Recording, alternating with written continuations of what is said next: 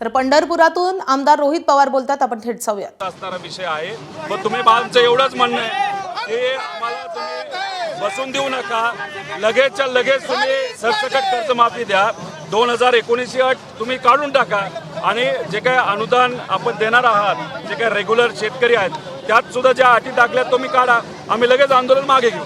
स्थानिक आमदारांना तुमचे जे आमदार तिथले म्हणतात निरोप नाही आम्हाला आंदोलन. एक समजून घ्या, मी माझ्या घरच्यांना सुद्धा निरोप दिलेला नाही. शेतकऱ्यासाठी आणि सामान्य लोकांसाठी आपण अराजकीय पद्धतीने जेव्हा लढा लढत असतो तेव्हा राजकीय नेत्यांना आमंत्रण द्यायचं नसतं. हा अराजकीय लढा आहे. हा कोणासाठी आहे तर शेतकऱ्यासाठी आहे. त्यामुळे शेतकऱ्यांच्या प्रती ज्यांना चांगले विचार आहेत, नाही तर त्यांच्या प्रती असणारी तुमची जाण असेल तर तुम्ही त्या ठिकाणी यावं, एवढंच आमचं मत आहे. कर्जमाफीच्या विषयावर चर्चा करण्यासाठी भाजपबरोबर दिसून येत आहेत आपल्या पक्षाचे. काल बैठक झाली, काल ते रवींद्र चव्हाण भाजपचे प्रदेशाध्यक्ष यांच्याबरोबर होते.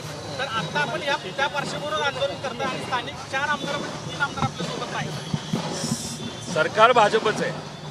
काल हे जे कोणी 3-4 आमदार जे कोणी असतील ते कोणाला भेटलेत तर रवींद्र चव्हाणला भेटले, भाजपच्या प्रदेश अध्यक्षाला भेटलेले आहे. त्यामुळे कदाचित आजचं आंदोलन लक्षात घेऊन शेतकऱ्याच्या काय मागण्या आहेत हे सांगण्यासाठी काल भेटले असावे. तुम्ही आमदारांना त्या ठिकाणी बोलावं, विचारावं. विषय हाच आहे. इथं अराजकीय आंदोलन आहे. आम्ही कुठल्याही पक्षाचा झेंडा आमच्या अंगावर घेतलेला नाही. हे फक्त शेतकऱ्यासाठी आणि जाचक अटी 2019च्या ज्या टाकल्या गेल्या आहेत आणि जे काही अनुदान रेग्युलर शेतकऱ्याला तुम्ही देणार आहात त्याच्यामध्ये सुद्धा ज्या अटी आहेत त्या तिथं तुम्हाला काढाव्याच लागतील. त्याच्याचबरोबर जे तुम्ही पूर्वी 1 रुपयाला जे हे देत होता विमा, तो विमा तुम्ही जो बंद केला आहे, आता पावसाची खूप मोठ्या प्रमाणात अडचण येणार आहे. त्यामुळे तो पीक विमा सुद्धा त्या ठिकाणी लागू करावा अशी आमची सगळ्यांची मागणी आहे. मागणी पालकमंत्र्यांनी केली आहे आणि हा तुमचा जो आहे जो नौटंकी असल्याचं त्यांनी साध्य पालकमंत्र्यांनी वक्तव्य केलेलं आहे. मला पालकमंत्र्यांना एवढंच सांगायचं आहे की जरा लोकात जावा, शेतकऱ्याचं काय मत आहे हे तुम्ही त्या ठिकाणी समजून घ्या.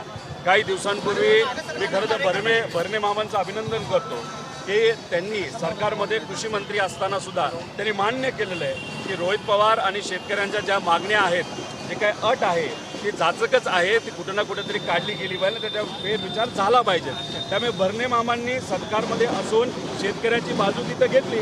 त्यामुळे मला जे इथले पालकमंत्री आहेत गोरेभाऊ, त्यांना एवढंच सांगायचं आहे, ज्या अटी आम्ही म्हणतोय त्या शेतकऱ्यांसाठी अन्यायकारक आहेत का नाही आहेत, जरा धाडस दाखवून ते सरकारच्या विरोधात बोलावं लागलं तरी तुम्ही ते शेतकऱ्यांच्या बाजूचं धाडस दाखवा. आणि मग त्याच्यावर तुम्हाला चर्चा जर करायची असेल तर मग आपण तिथे, मी जिथं बसलोय तिथे येऊ शकता, कोणाला पाठवू शकता आणि आपण नक्कीच चर्चा करू.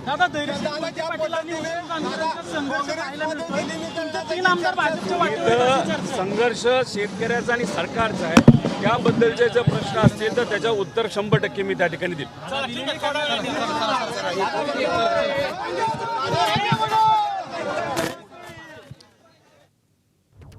तर कर्जमाफीतील जाचक अटी विरोधात आमचं आंदोलन आहे. कर्जमाफीतल्या या अटी रद्द करा. आमचं आंदोलन हे अराजकीय आहे असं रोहित पवार यांनी म्हटलेलं आहे. पंढरपुरात आजपासून ते अन्नत्याग आंदोलन करतात आणि या आंदोलनासाठी रोहित पवार पंढरपुरात दाखल झालेत. मात्र त्यांच्या आंदोलनासाठी त्या जागेवरून त्यांचा प्रशासनासोबत वाद सुरू आहे. प्रशासन त्यांच्या भूमिकेवर ठाम आहे, रोहित पवार देखील ठाम आहेत. त्यामुळे आज मोठा संघर्ष पंढरपुरात पाहायला मिळू शकतो. रोहित पवार हे त्याच ठिकाणी आंदोलन करण्यावर ठाम आहेत. त्यासाठी मंडपही उभारण्यात आलेला आहे. मात्र प्रशासनाचा त्या जागेवरून विरोध आहे. सध्या अधिक मास आहे आणि पंढरपुरात येणाऱ्या भाविकांची संख्या अधिक आहे. त्यामुळे भाविकांना त्रास होऊ शकतो असं म्हणत त्यांच्या आंदोलनाला परवानगी दिली जात नाही आणि त्यावरूनच मोठा संघर्ष पाहायला मिळू शकतो. आपण थेट दृश्य पाहतोय. रोहित पवार यांचं आंदोलन सुरू होतंय. शेतकऱ्यांच्या कर्जमाफीतील जाचक अटी मागे घ्या ही त्यांची प्रमुख मागणी आहे आणि या मागण्यांसह इतर मागण्यांसाठी रोहित पवार यांनी हे आंदोलन छेडलंय.